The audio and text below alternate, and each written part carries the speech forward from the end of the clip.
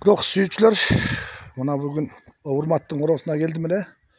Мына урматтын үйү, мынабу урматта ушу крокуска ишенип калдым жакшы экен деп неметкенден.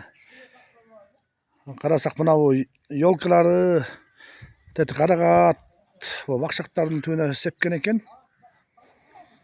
Мына бүгүн 24 май. Мына ёлканын сепкен жерлерге түптөрүнө эле куюптур.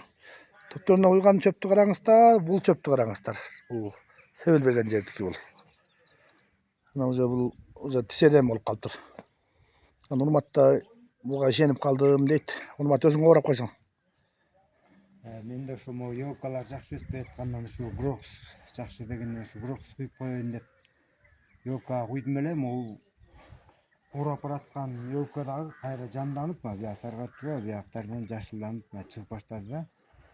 Андан сырткары ошол ёлкага куйгандан могу түбүндөгү чөптүн көтөрүлүп кеткени ушул крокустун жакшы таасири менен улам. Крокуска ишенсек болот окшойт э? Крокус ошол мисалы бул жердеги чөптү караңыз, эмдиги ёлкага эле куйгам, ошонун түбүндөгү чөптү караңыз. Ошол чапкыдай болуп калды да жерчи.